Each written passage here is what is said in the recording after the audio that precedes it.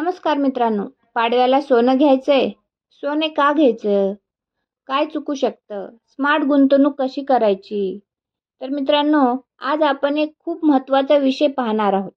पाडव्याच्या दिवशी सोने खरेदी करणे योग्य आहे का? आणि गोल्डमध्ये इन्व्हेस्ट करणं का महत्त्वाचं आहे?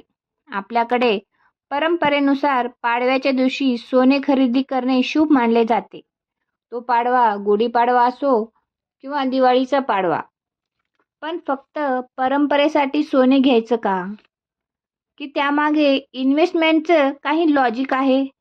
हे समजून घेणं खूप महत्त्वाचं किंवा खूप गरजेचं आहे. पहिली गोष्ट म्हणजे सोने म्हणजे सुरक्षित गुंतवणूक. जगात काहीही झालं तरी सोन्याची किंमत पूर्णपणे कधीच शून्य होत नाही. म्हणूनच सोने हे सेफ इन्व्हेस्टमेंट मानलं जातं.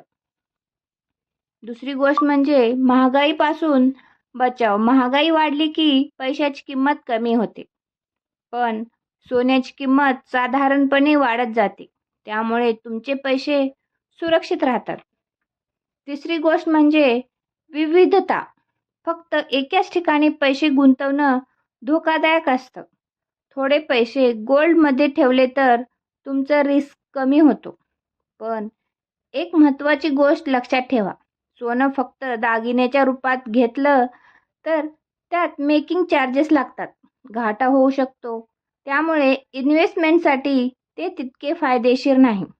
मग काय करायचं? मग तुम्ही डिजिटल गोल्डमध्ये इन्व्हेस्ट करू शकता. हे जास्त सुरक्षित आणि फायदेशीर असतं. यामध्ये मेकिंग चार्जेस लागत नाहीत. तेच जर आपण दागिना खरेदी केला तर त्या ठिकाणी आपल्याला मेकिंग चार्जेस द्यावे लागतात. मग तुम्हाला वाटत असेल पाडव्याच्या दिवशी काय करावं? जर तुम्हाला परंपरा पाळायची असेल तर थोडंसं सोनं घ्या.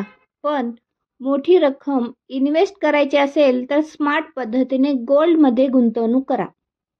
सोने खरेदी करणे शुभ आहे, पण त्यापेक्षा महत्त्वाचं म्हणजे योग्य पद्धतीने गुंतवणूक करणे.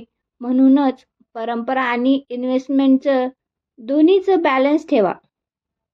अशाच माहितीपूर्ण व्हिडिओसाठी आणि पैसे कसे वाढवायचे हे शिकण्यासाठी व्हिडिओला लाईक करा आणि चॅनलला सबस्क्राईब करा.